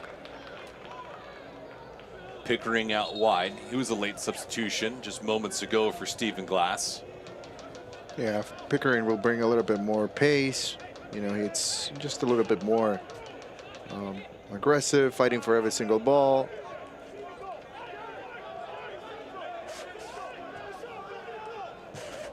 Dolly looking for possession. There, that one goes in the net. Surprising as it is, and we just mentioned it, Pickering off the sidelines on the board. This match is tied 1-1. Well, set pieces, you know, this time it didn't go Miami FC's way. It's a ball to the first post, and just unable to clear the ball away, Miami FC, and just given an opportunity that time to Pickering. Or is that maybe? Let's take another look here. Oh, that might have been an own goal. Yeah, I think that's an own goal. Paco Craig. Great shot from our guys down the field level. And that will be an own goal. Yeah, initially it looks like Pickering makes a run for the ball. They sold it. Yeah. Give credit for it. So an own goal. You know what? It might be Valo who gets the... Maybe we'll get another look shortly here. Regardless, it's 1-1. Yeah. But this is more of the same. It's exactly what happened against Pittsburgh a week ago. An equalizer in the 85th minute. Match ended in a 1-1 draw. Tonight, Memphis again. As they just announced, it's an own goal. Goodrum. Fernando. Well, that looked like a handball, though, as Pickering goes down. Or I beg your pardon, that was Goodrum that went down. So they did announce it as an own goal, and you are correct. Slova Low was the one that was on that unfortunate header. And unfortunate is the right word, because he was not even trying to get to the ball at that point. So the ball gets to him. Basically bounces off his head to the back of the net. 80th minute, the equalizer. I mean, these late goals just kill you. Yeah, yep. It's, and especially at home. Yes. Especially at home. It's the one thing, you're not on a bus, you're not on a plane, you're not in a hotel. I mean, you're at home, you have the comfort of that. And then all of a sudden, just not playing the best brand of ball yet. But to Memphis's credit, though, they have been the better team in terms of possession.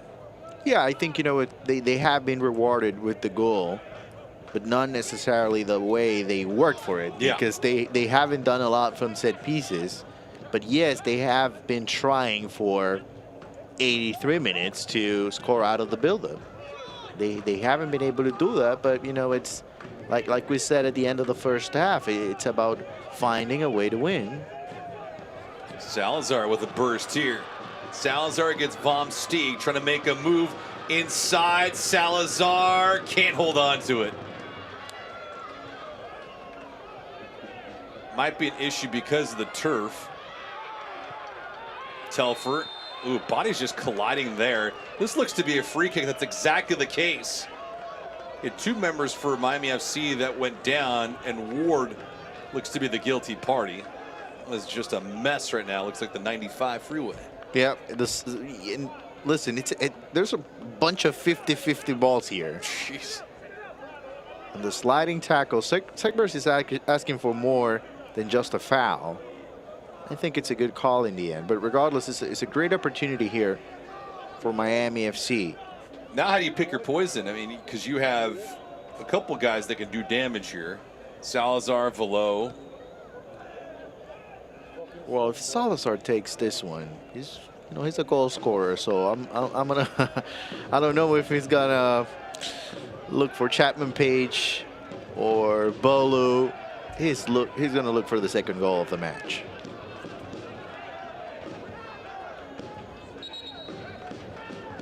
Velasquez and Chapman Page at the top of your screen, mixing it up. But it will be Salazar here on this free kick just outside the 18. He shoots, that's on goal. Hamid, though, the easy stop, one hop to him. Man, he made it look so easy. Bill Hamid, this is not easy at all. You know, that's a play where, you know, an unexperienced goalkeeper gives you the ball back, and yes, to the back of the net it goes. You score the second goal on the bounce. No way that will happen to Bill Hamid. 85th minute. If you're just joining us, Paco Craig scored in the 13th minute to give Miami its first advantage, but then an own goal by Miami FC has resulted in a 1-1 tie. So things are level for now, but will we have any late game heroics from somebody?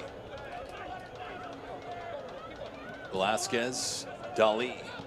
Dali wants it back from Fernando, but doesn't get it. Bad pass intercepted. On the counter, sprung loose Murphy, but Murphy had that one go off of his foot. Bomb Sting there to recycle it back.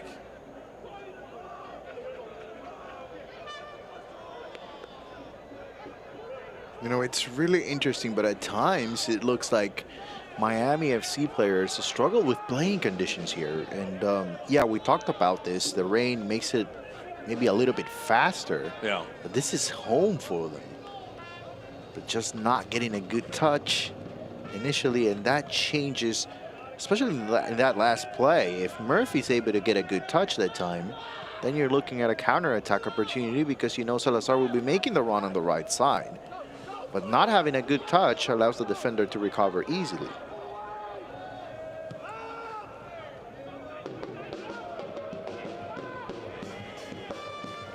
Craig looked like he was caught in between. Velo trying to get around Velasquez as he goes down. Be curious to see how much time we're allotted for stoppage. Just because you got to figure Miami, with the way that they've not possessed the ball, they're going to have a little bit more energy. They haven't been chasing the game by any stretch of the imagination, but there are several players on the pitch right now that have noticeable jump. Salazar in particular, and he didn't start the match obviously, but he's come in and provided a lift for Anthony Pulis. And also, you know, it seems like Memphis it's okay with the 1-1 situation right now. They're not as aggressive as they were just a few minutes ago, which is rather interesting because you have the players on the field to play attacking soccer, right? That was the idea when you brought Velasquez in, when you brought Fernando in, and now you're trying to play defense. You know, those are the things that it's hard to understand at times.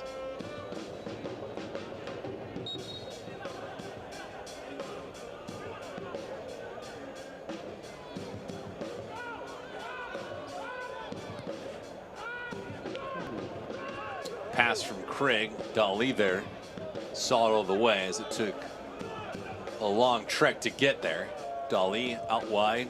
Fernando played this one around. Segber's there on the intercept, and now Salazar just gives this thing out towards midfield.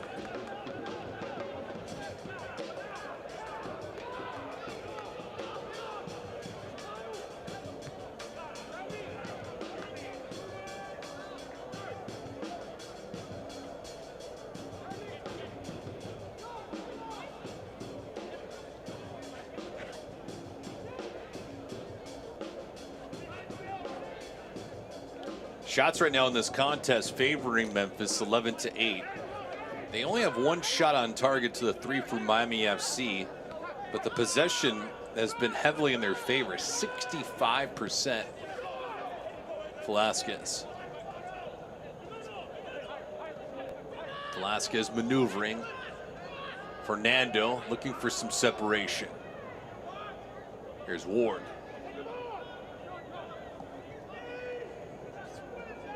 Fernando.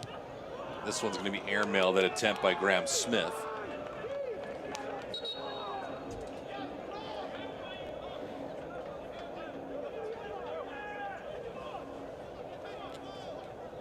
And Lucas Turchi now coming in.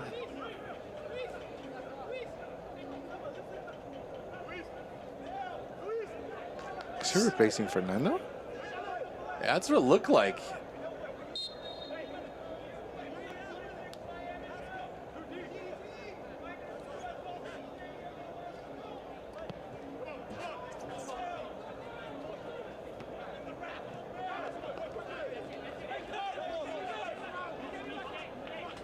So in the 90th minute, we'll have 3 minutes of stoppage time announced here in just a quick second. That's what we'll have in Miami FC now, staring at their 3rd draw of the season. Which is just odd to say, given the fact that they have scored the first goal in 3 of 4 matches. Number 9, Luis Fernando. He's replaced by number 8, Lucas Turci.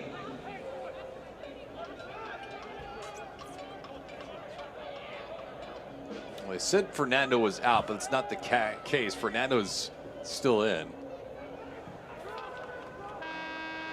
It looks to be Buckmaster was the one that departed. There will be 3 minutes of added stoppage time. So 3 minutes of stoppage time.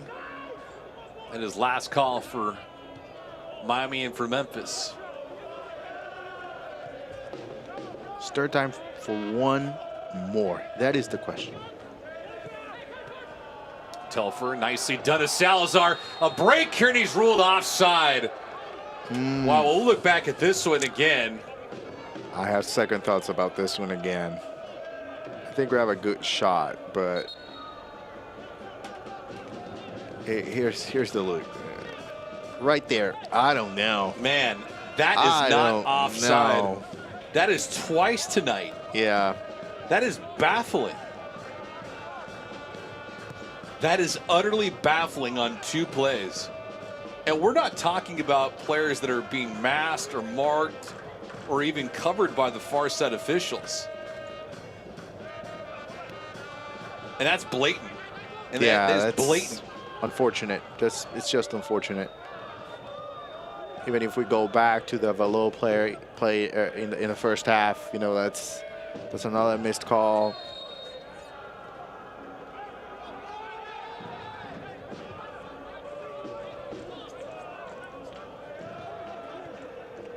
Well, Salazar was certainly anticipating the pass.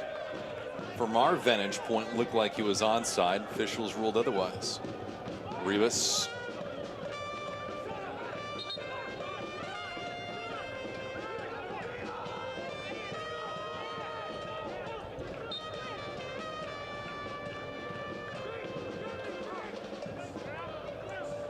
So Stanley will have this throw in. Telfer, Rivas, everyone circling the wagons, if you will. Stanley now plays this one in. Mead on a one hopper, cut off Murphy.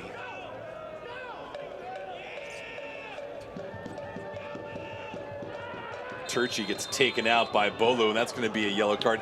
He did that about 2 inches away from the lead official. Yep. Not 2 feet, not 20 feet, 2 inches. It's a desperate move. You know, it's. I think it's. You know, the frustration. Players felt like, you know, they were playing a good enough game defensively, and then an own goal happens. Yeah.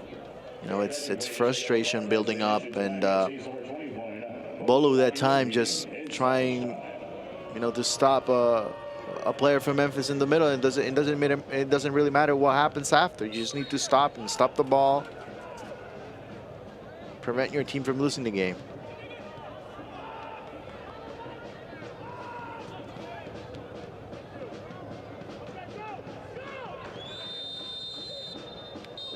Oh, the good and the bad, and it ends just as that.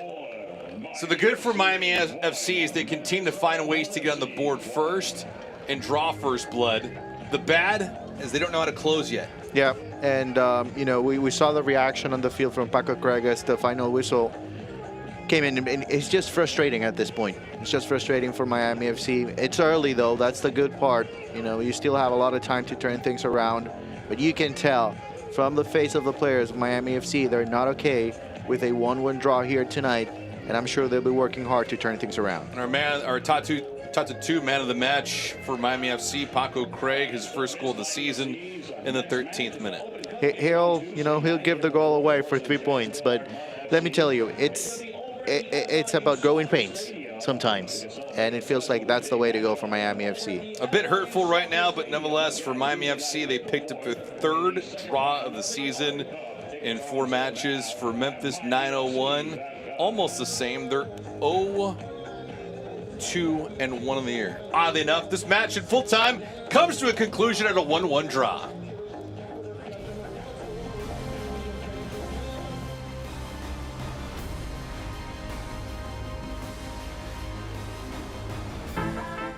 Some people think Miami is just flamingos and palm trees. And hell yes, we have badass sunsets.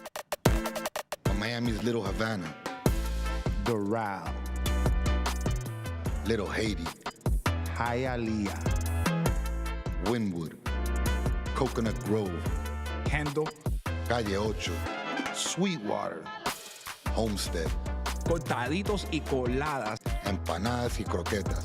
is so much more. This is the 305. This is who we really are. This is what we are all about. I am Latino. I'm a disruptor. I am LGBTQ. I am a villain. I am a mother. I am Haitian. I'm an athlete. I am an activist. I am a king. I am American Dream. I am the future. I am Miami FC.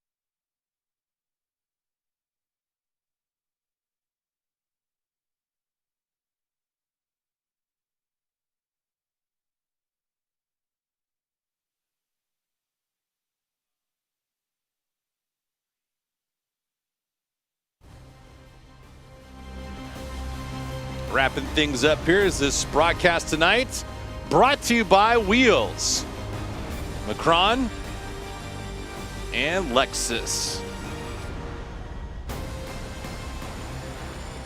As we close things up on a beautiful Saturday night, Jose Rodriguez, David Gascon. Jose, this match ends in a full 90. 13th minute, way long ago, we had our first goal of the contest. It was set up because of this free kick.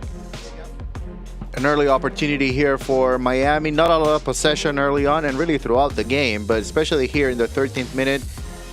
At this point, I think this was probably the first shot on goal for Miami FC, and it's a good one because it's Packer Craig with the header and scoring on Bill Hamid. 88th minute, after a lot of possession, it wasn't necessarily a goal for Memphis created from the build-up, but out of an own goal, the header from Florian Valo.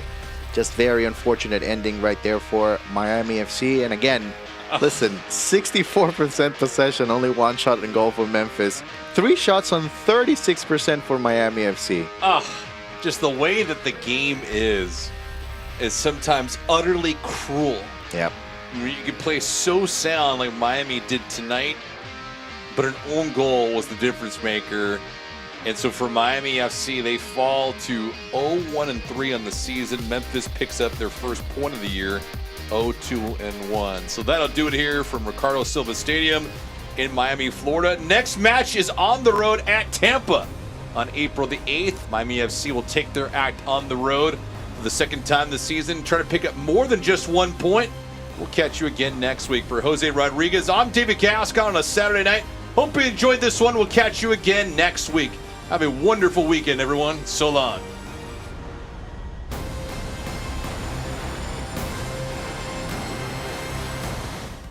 This copyrighted telecast of the United Soccer League Championship cannot be retransmitted, rebroadcast, or reproduced without the expressed written consent of the United Soccer League Championship.